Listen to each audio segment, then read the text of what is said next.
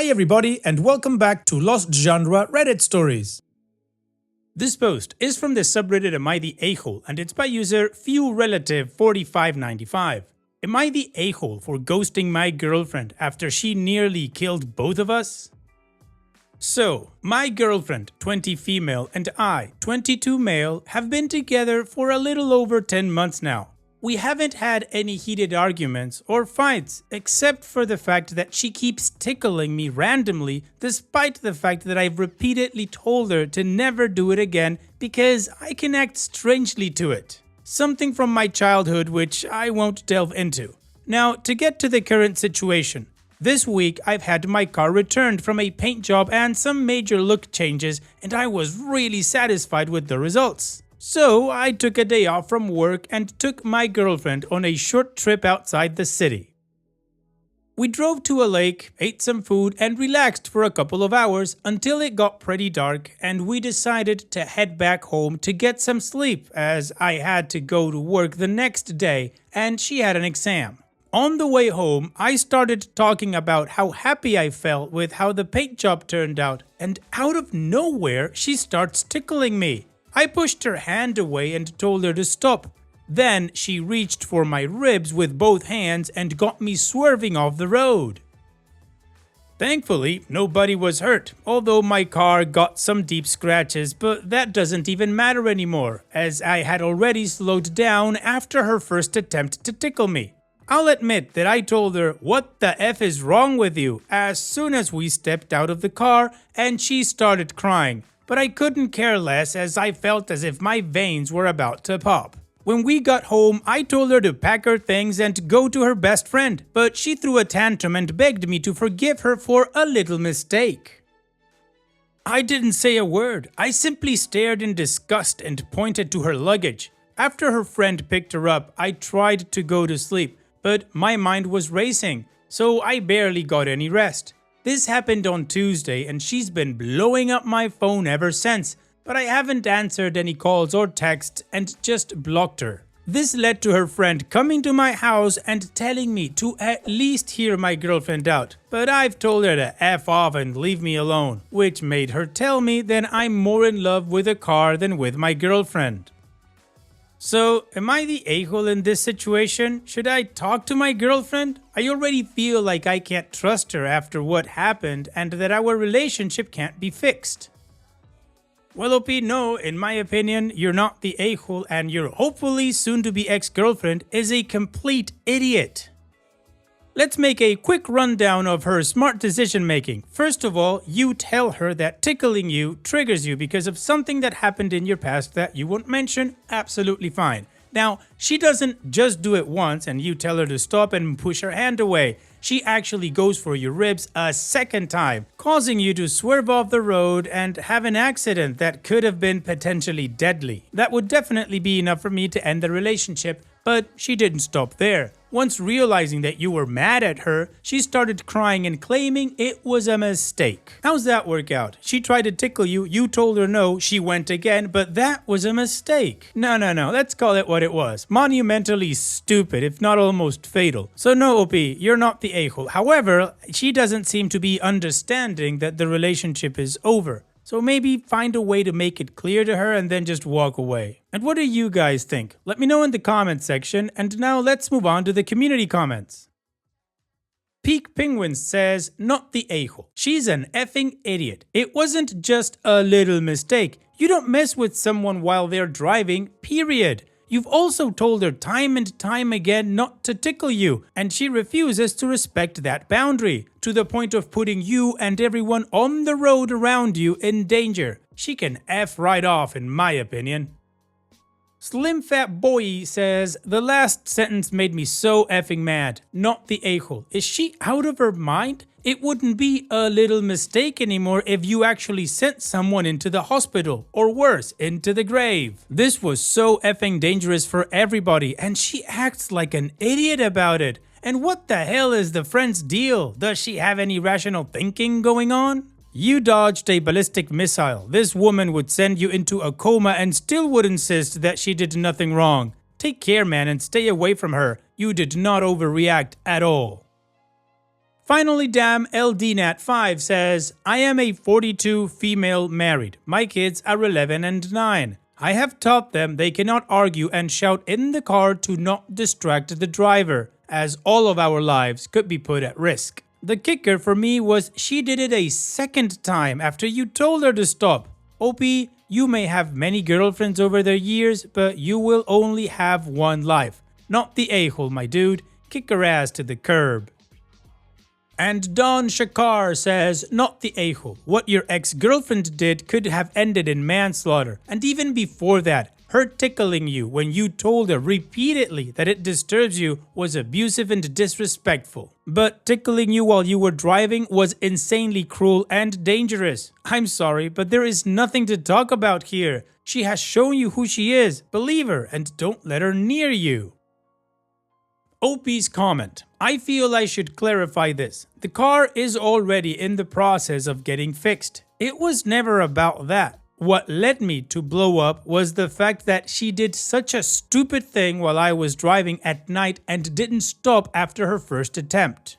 I wouldn't have had such a reaction if she tickled me in a safe environment. In any case, I really appreciate any opinion as I feel I have to take a decision about what will happen pretty soon. Okay, so the overwhelming majority of the community agrees that OP was not the a-hole and that what the girlfriend did was really stupid. So now, let's move on to the update to see how the story ends. So, the past couple of hours have been insane, honestly. Before the actual update, I just wanted to sort some things out. 1. I've seen people talking about this post being rage bait or fake. Honestly, I wish it was. But I actually needed to hear some opinions on what happened.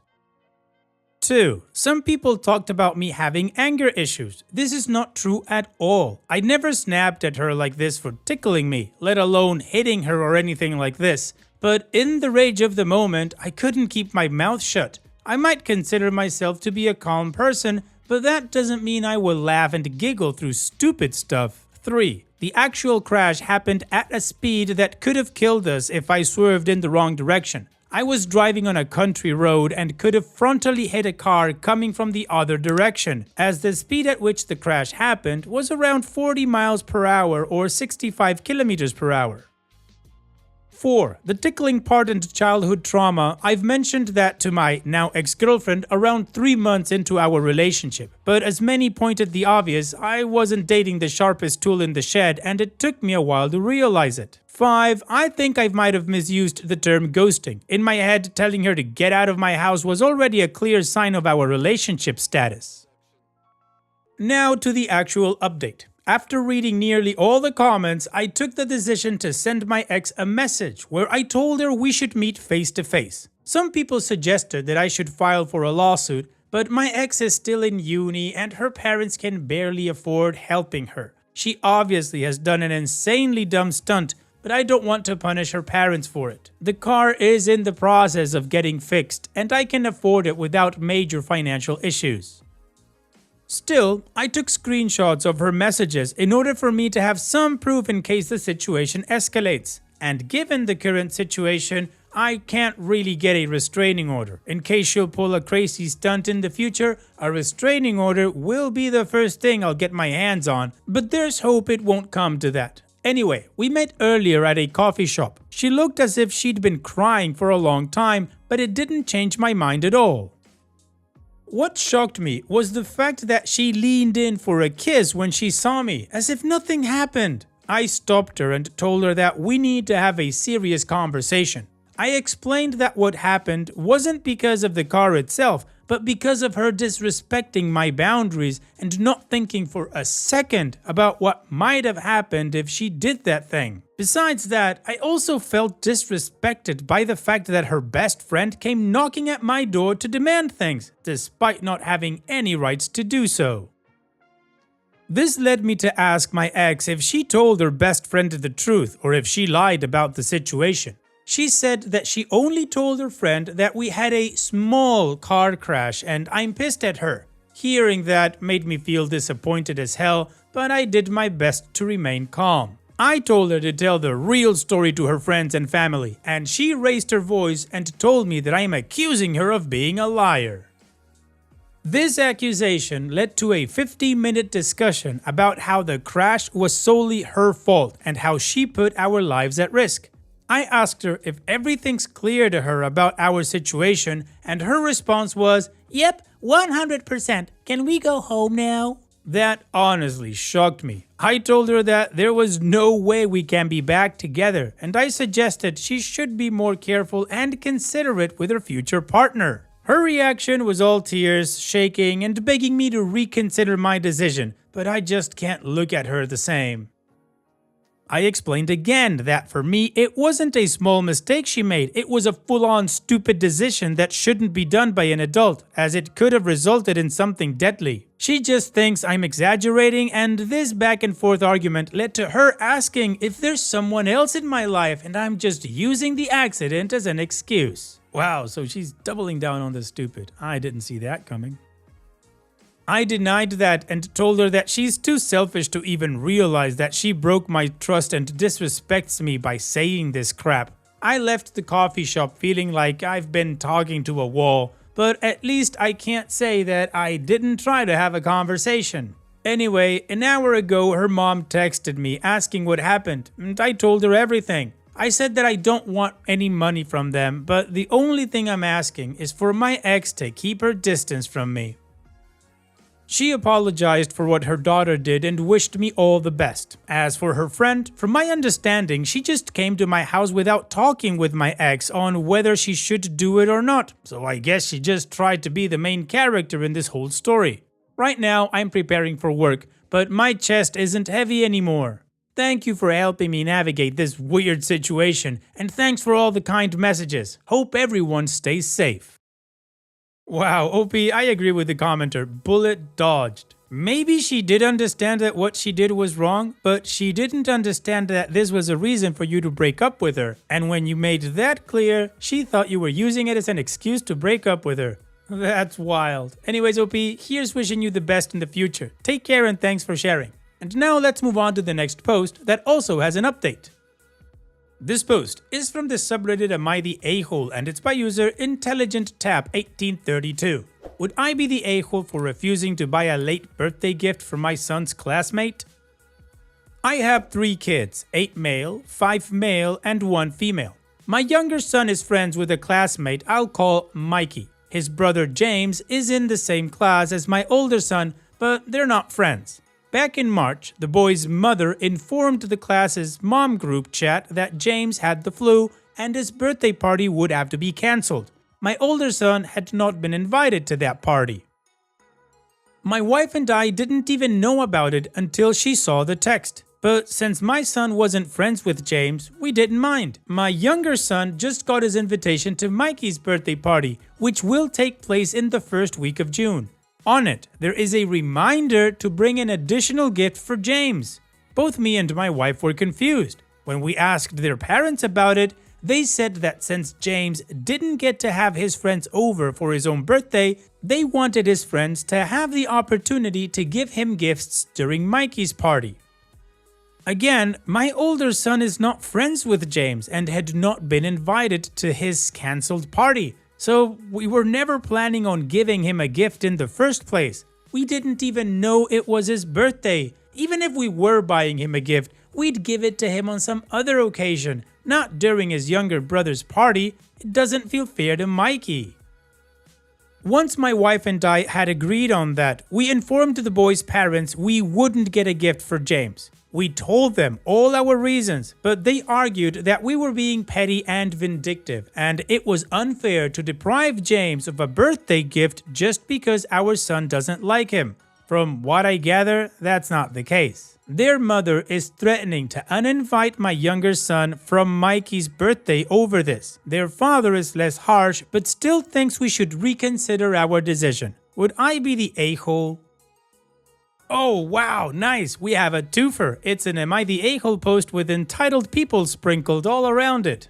OP, in my opinion, no, you're not the a-hole. Those parents are behaving like huge a-holes for a lot of different reasons. First of all, demanding that a kid that wasn't invited to a birthday party bring a gift just because their kid had to cancel the birthday party because he had the flu? That entitled logic doesn't make sense anywhere.